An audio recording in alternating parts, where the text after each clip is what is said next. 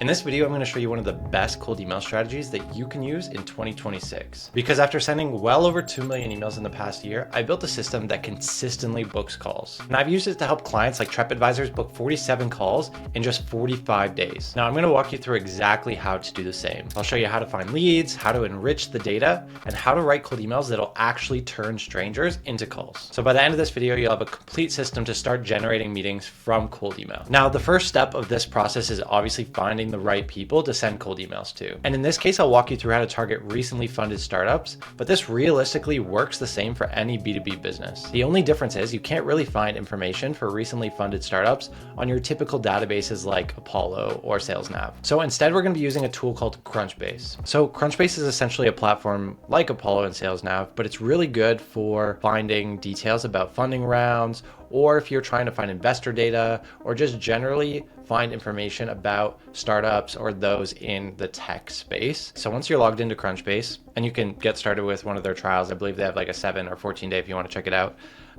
Once you're into the platform, it's going to look something a lot like this. You're going to have your companies tab, your contacts tab, and even your investors tab. We actually use this investors tab a lot when we're working with our clients in the finance space. But for this list specifically, we're going to be looking for recently funded startups. So what we're going to need to do is we're going to start to add filters like we would with any list.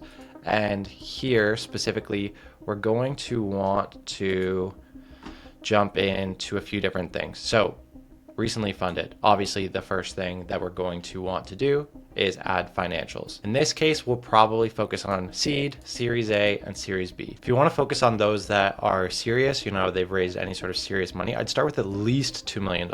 And we're actually going to put that in the total funding raise just to, ensure maybe they've received multiple rounds within the first little bit, but $2 million minimum, seed, Series A, Series B. So that's going to be the core of the funding type. And then we also want to add some sort of recency. So in this case, let's roll with the past year. Now I'm also going to throw in a few other filters, just some basic stuff like for profit. Obviously we don't want to work with not-for-profits, and we want to make sure that they're still active. Whether or not these other ones are checked, that's totally up to you. But again, we're just creating this list from scratch. And then we're going to want to jump into a few different things. So location, that's going to be a big one for us. We want to focus on the US, and we want to limit the number of employees. We don't want to be reaching out to massive companies because they're just going to be harder to sell into.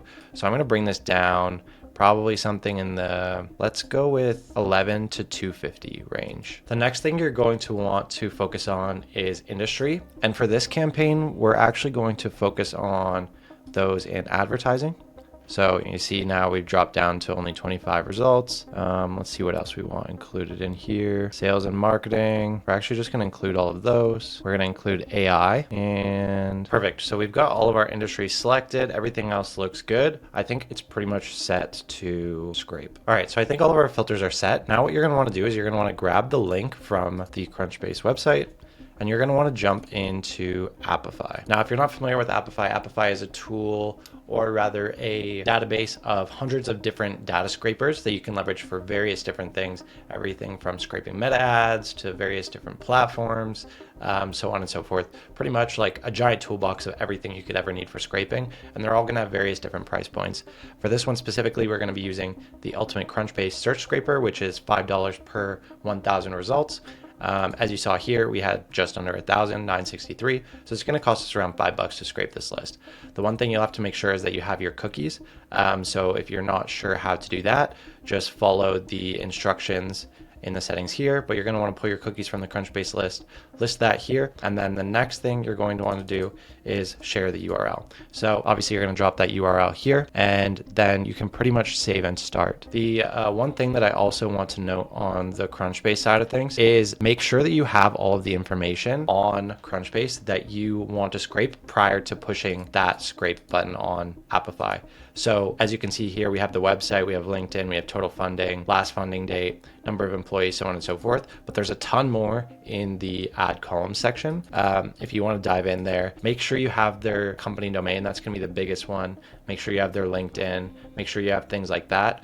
because it's going to make finding their information later a lot easier for the prospects and just for enrichments and things like that. So I'm going to click save and start, and we are going to get this going. And as you can see here, we are done. That was super quick. You can see your total time, 39 seconds, cost $4.80, and we have our CSV. Then you're going to go to export. You're going to mark it as CSV. All right, so we're going to select the fields that we want included. I'm going to choose website. That's the biggest one. Company name. We're going to want last funding at, last funding total, last funding type, funding total, just to make sure, LinkedIn link, number of employees, company type, and short description. Once we have that, we're going to download and we're going to carry it over into Clay, import as a CSV, open that up, and we should be good. Awesome. Now you can see we have our most important data here. You can easily clean this up, kind of set it up however you want, but that's our company data set. Now, if you don't want to scrape leads or use any of these other tools, you can book a call via the first link below. We've used this system to send over 2 million cold emails in the last year, and we've used it to book over 47 calls in just 45 days for one of our clients. So again, if you want to see if we can do the same for you, just book a call below. But either way, now we have all of the companies that we actually want to reach out to. But before we can start sending, we obviously want to make sure that we have all of the prospect data for each of the leads, because without it, one, we obviously just don't have their contact information, and two, we won't know which ones are actually worth reaching out to or which ones are actually going to be reachable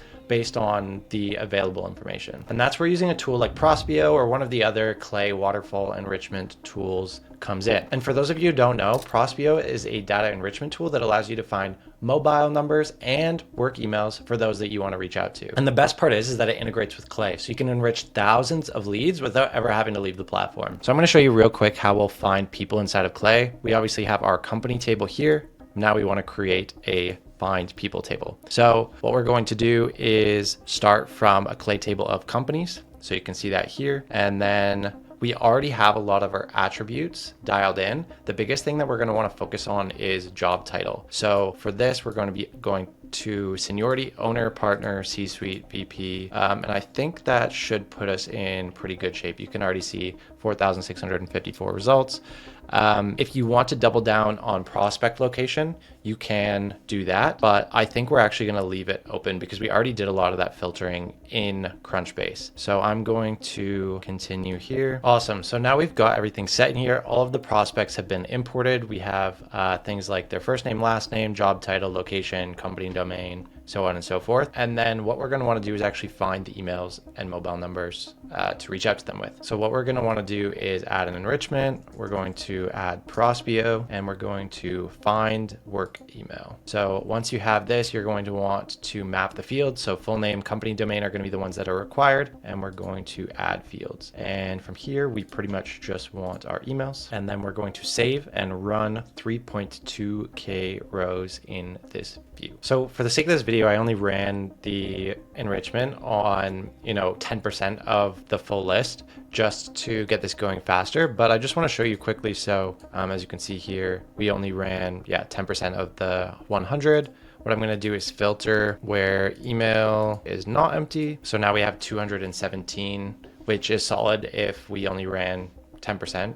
So that's 217 out of the 300 potential emails. And then what we're going to want to do is verify this list. So you can pretty much use a verification tool like Million Verifier or any of those other ones on the market. We truthfully use Million Verifier for the most part, but then we've also recently been testing out TryKit as well. So I'll show you quickly here what Kit ends up looking like on the back end for verification. So we're going to add email as the field, and then we just want to know whether it's valid or not. And we're going to save and run all 217 rows. Once the verification is done, you're going to want to add another filter. So we're going to go to validity is equal to valid, because obviously we only want to be working with emails that are valid and we can actually send to. And then once we have that set, that's when we know what our working database is. So at this point, we now have people, we have their emails, we have their LinkedIn profiles, we have their email, and we've verified that we can actually send to that email. So it's an active email address. And as you can see here, is actually a good percentage of those that we had that were actually valid. So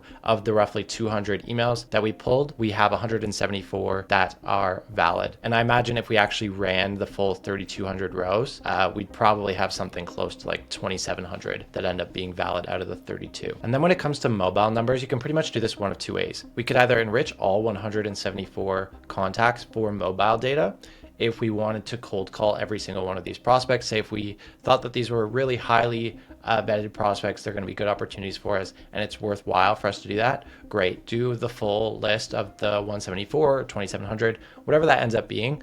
Or what we do in most cases is actually just run an enrichment once we receive an interested response. So I'll just show you really quick what that looks like. Every single time we receive an interested response from a prospect similar to this, you can see it comes in, we get their mobile number data, and all of the other things that we would need to potentially call them. So that way, if we receive an interested response, we enrich for mobile. That way we're only enriching for a smaller percentage of the individuals that we reach out to. And then our SDR can just click the call mobile button and call that prospect as soon as they show interest and get right on them right away. If you want to see what this looks like on the back end, you can see we have a webhook that's pulling in information on interested responses from our email sequencer. It pulls in first name, last name, full name, company name, email, LinkedIn profile, extracts the email copy, and then enriches via a waterfall, sends to Slack, and then we also add these into HeyReach campaigns as well for LinkedIn outbound. So now we have verified email addresses and phone numbers, but none of this matters if the emails that we're sending aren't getting replies in the first place. Because in 2026, people can spot a sales message from a mile away.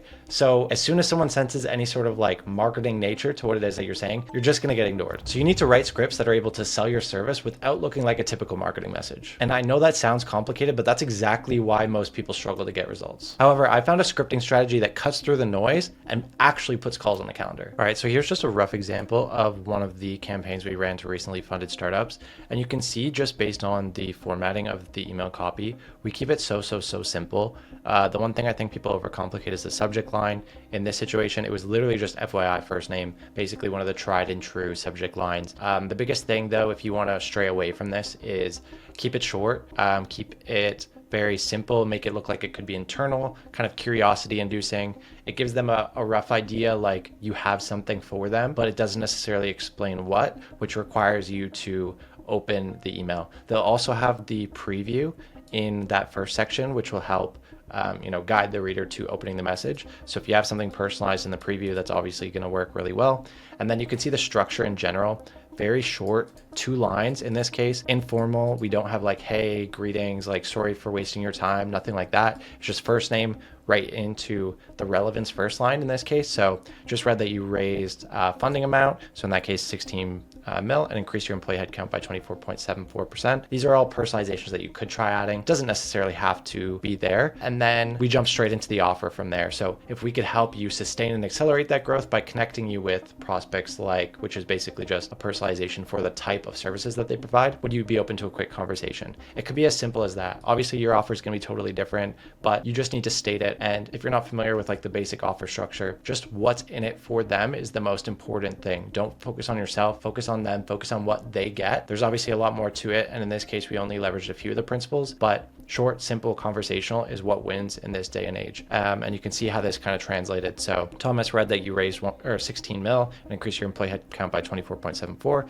If we could help you sustain this growth by connecting you with prospects looking for transcription services, would you be open to a quick conversation? Perfect. They don't answer. And then we jump into a follow-up, which said, curious if we could help you sustain and accelerate your current growth by connecting you with prospects like, would that be interested in speaking? In this case, second email, you can elaborate. So I do one of maybe like 3 things. Elaborate on what you said. Maybe you didn't add enough detail. Maybe you didn't explain properly. It's a short message. That makes sense. You can't always get everything out, which is fine, because then you can use that extra like fat that you shedded in email too. The second thing that you could use it for is pre-handling an objection. So it's like, hey, I don't know if you thought this was, X, Y, and Z thing, but it's actually, A and B thing. And we do this without you having to even worry about ads or, creating content or something lame like that. Like this is actually really fast, really cheap, really affordable. Whatever it is that the objection is that you want to handle can be done in email too. And then the third thing is simplify.